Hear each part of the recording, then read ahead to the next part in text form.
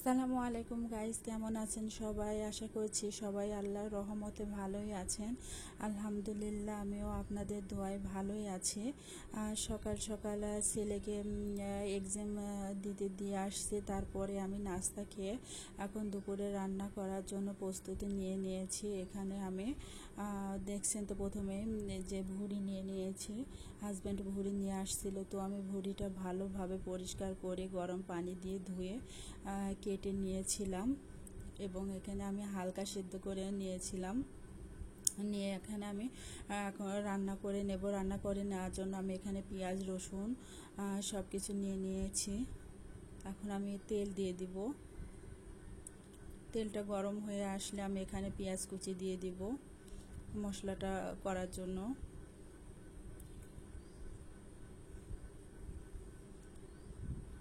আজ থেকে ছেলের এক্সাম যেহেতু শুরু হয়েছে, সেহেতু ছেলেকে স্কুলে দিয়ে আসছি এবং তাকে আবার 10টার সময় নিয়ে আসতে যেতে হবে। সেহেতু আমি এইটুক সময়ের ভেতরেই রান্নাটা কমপ্লিট করে ফেলবো।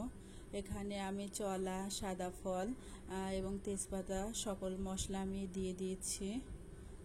তারপরে আদা বাটা, জিরা বাটা, রসুন বাটা এবং পেঁয়াজ বাটা সব কিছু দিয়ে আমি মশলাটাকে ভালোভাবে ভেজে নিয়ে তারপরে আমি গুঁড়া মশলাগুলো দিয়ে নিব আস্তে আস্তে। এখানে আমি হলুদ গুঁড়া দিয়ে দিলাম, মরিচ গুঁড়া দিয়ে দিলাম, লবণ দিয়ে দিলাম। এখন আমি এটা ভেজে নিয়ে হালকা পরিমাণে পানি দিয়ে মশলাটা কষিয়ে নেব।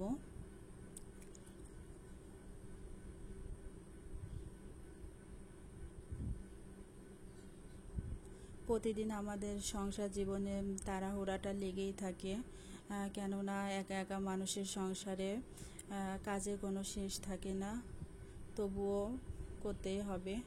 এখানে আমি ভুঁড়িটা দিয়ে দিয়েছি। ভুঁড়িটা আমি ভালোভাবে রান্না করব। এটাকে কে কী নামে বলেন সেটা আমার জানা নেই, তবে এটাকে আমরা ভুঁড়ি বা বট নামেই চিনি। আমাদের রাজশাহী অঞ্চলের মানুষ এটাকে ভুঁড়ি বলে। এটা গরুর ভুঁড়ি ছিল। এখানে আমি ভুঁড়িটা ভালোভাবে কষিয়ে নেব।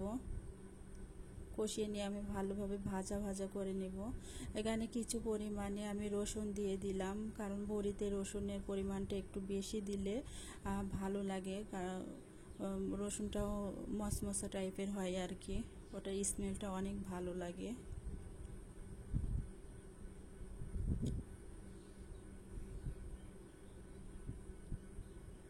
আমি ভুঁড়িতে বেশি পানি ইউজ করব না, কারণ ভুঁড়িতে যে পানি বের হয়েছিল এটা দিয়েই আমি রান্না করে নিব। ভালোভাবে কষিয়ে কষিয়ে এটাতেই ভুঁড়িটা অনেক সফট হবে। এক্সট্রা কোনো পানি ইউজ করব না।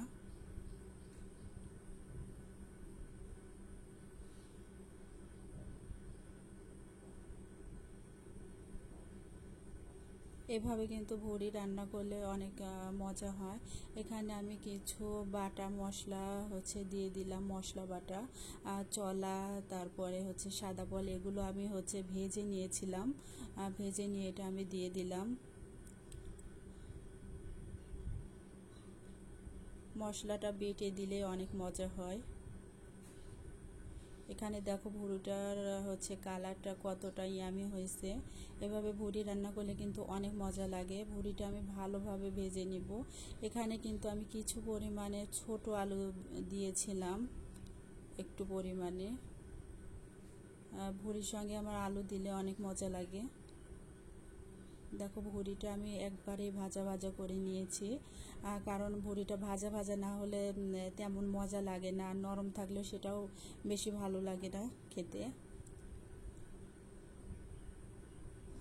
আমাদের রাজশাহী অঞ্চলের মানুষ বলে যে ভুঁড়ি নাকি জালে জালে যত জাল হয় ততই নাকি মজা হয়।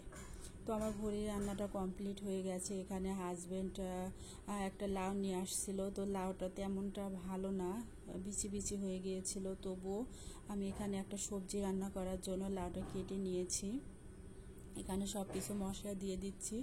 দিয়ে আমি এটাকে মশলা টশলা দিয়ে এটা কষায় নিয়ে তারপরে একটু পরিমাণে ঝোল দিয়ে আমি এটাকে বাগার দেবো আর কি। সেজন্য আমি প্রথমে তেল দিয়ে নিলাম না।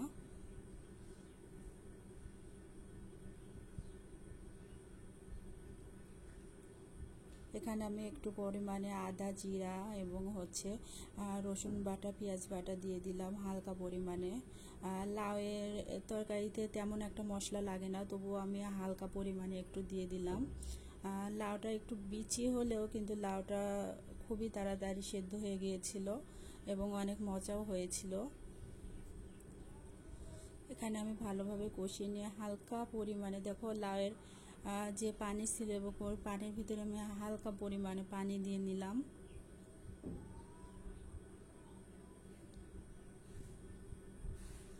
লাউর তরকারিটা সিম্পলভাবে রান্না করলে অনেক মজা লাগে।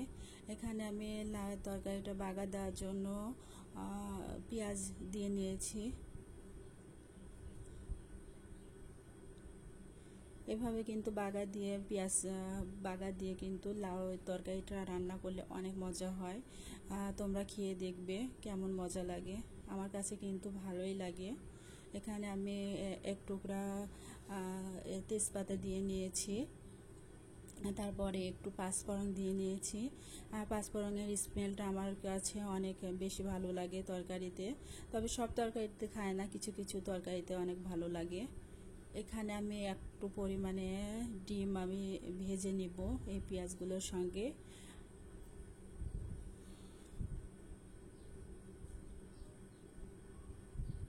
আমি ডিমটা হচ্ছে পেঁয়াজের সঙ্গে ভাজা ভাজা করে নিব। তাছাড়া হচ্ছে লাউয়ের ভিতর দিলে কেমন যেন একটা গন্ধ বের হবে, সেজন্য ভেজে নিব ভালোভাবে।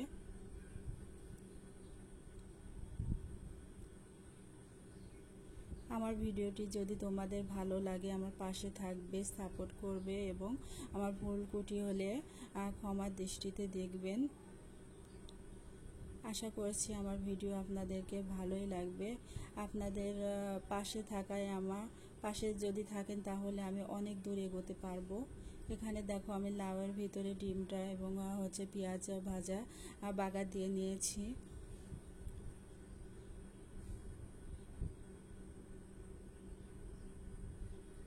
তোমাদের কমেন্ট এবং হচ্ছে শেয়ার আর লাইক আমাকে অন্যান্য ভিডিও করতে উৎসাহিত করবে।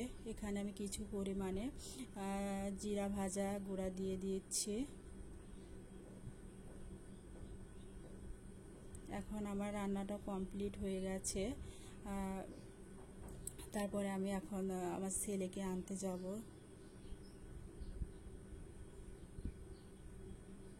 দেখো লাউয়ের তরকারিটা কতটা ইয়ামি হয়েছে এবং খেতেও কিন্তু অনেক মজা হয়েছিল। এখানে আমি বেড়ে নিয়েছি তরকারিটা।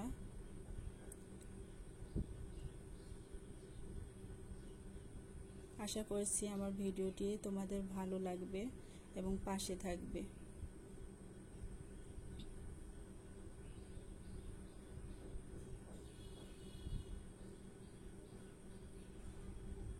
সবাই ভালো থাকবেন। আল্লাহ হাফেজ।